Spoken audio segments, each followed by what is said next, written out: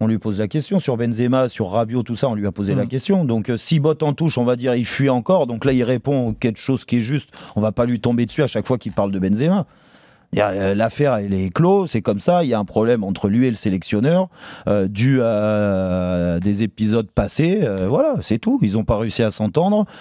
Didier a fait sa vie de sélectionneur sans Karim Benzema dans le collectif. Aujourd'hui, ça lui a donné raison parce qu'il est champion du monde. Voilà, c'est tout. Quand tu gagnes, c'est toi le plus fort.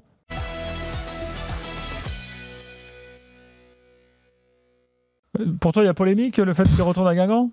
Non, bah absolument pas. Non, non, bah bien sûr, non. Il n'y a aucune polémique à ce que ça aille à Guingamp, à ce qu'il y ait autant de Bretons qui l'entourent, à ce que... Non, non, bah de toute façon, il est champion du monde, le président, il fait ce qu'il veut. Hein.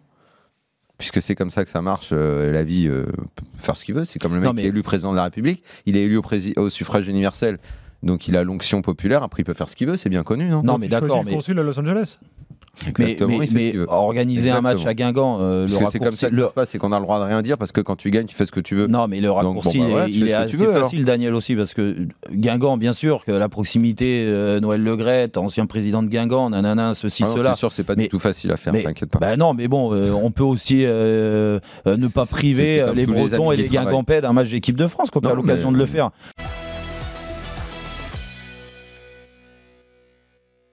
Je trouve bien du côté du Paris Saint-Germain sur ce début de saison, c'est qu'ils arrivent à s'adapter. Alors, ils ne sont pas adaptés à Liverpool parce que le niveau était trop fort pour eux ce jour-là par rapport à l'investissement de certains joueurs. Mais ça, on l'a redit, on ne va pas revenir dessus. Mais sur ce qui se passe depuis ce match de Liverpool, il y a quand même pas mal de choses à mettre en avant sur ce que veut mettre Thomas Tuchel en place. Il veut mettre un gros pressing à la perte de la balle. Il le dit, rester haut sur le terrain. Il l'a fait contre Lyon, mine de rien. Sur toute la première mi-temps, quand ils se retrouvent à 11 contre 11, hein, je ne te parle pas quand ils sont après l'expulsion de Kipembe à la 35e minute, où là, naturellement, tu peux moins faire ce pressing parce que tu as un joueur de moins. Mais à chaque fois, ils ont essayé d'aller haut, empêcher les premières relances lyonnaises. Alors, ce que Lyon a bien fait, c'est que sur ses premières relances, par rapport à des équipes de Ligue 1 qui ont moins de qualité technique, Lyon a réussi à faire déjouer ce pressing. Et dans un second temps, donc quand ce pressing il passe à travers le Paris Saint-Germain, ce qui donne une possession de balle très basse de la part des joueurs parisiens, parce que Lyon a réussi à mettre le pied sur le ballon et à se rapprocher du but parisien. Ce que j'ai bien aimé, c'est le côté défensif du Paris Saint-Germain.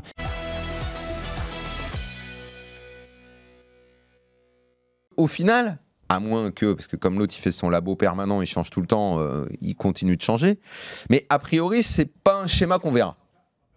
Donc si on le voit pas, ce 4-3-3, qu'on voit plus 3 défenseurs, 2 mecs dans les couloirs, un milieu un peu renforcé, finalement il aura peut-être plutôt, et c'est ça qu'il faudrait souligner, trouver la solution pour s'en passer. Et d'ailleurs, si on regarde de près, il y a beaucoup de clubs allemands qui jouent pas avec les 6... moi, le premier qui disait on peut pas s'en passer, le Barça on joue avec un, le Real on joue avec un aussi, c'est difficile de pas avoir un mec costaud devant la défense. Dans l'école allemande, il y a pas mal d'équipes comme ça, on voit, qui jouent sans le 6 un peu costaud récupérateur. Je suis pas sûr que Marquinhos, de toute façon... Mais ils veulent le mettre là. Et c'est là que sur le match de Paris, par exemple... Moi, je vois plus la doublette Rabiot-Verratti. C'est ça qu'il veut installer. Non, mais là, je te rejoins. Et à 2 comme ça, ça va peut-être ça la solution. Et si c'est ça la solution, que ce soit, là en l'occurrence, c'était pas Rabiot, c'était l'autre, c'est plus ça qui est intéressant à voir dans un match contre une équipe forte, hein, parce que Lyon est quand même une équipe forte de notre Ligue 1, voire la plus forte même en dehors du PSG peut-être, quoi, ça se joue avec l'OM. Là à ce moment-là, peut-être qu'on peut se dire bon ok, ils auront pas de 6, parce que j'ai un peu de mal à considérer que Marquinhos, je sais pas, en tout cas pas tout seul, quoi, soit il jouera à 2 mais côte à côte, comme à l'époque Monaco, là, avec les 2 comme ça côte à côte là. Je pense que c'est ça qui est plus intéressant, en fait, peut-être à observer dans ce que veut faire Tuchel en ce moment, quoi.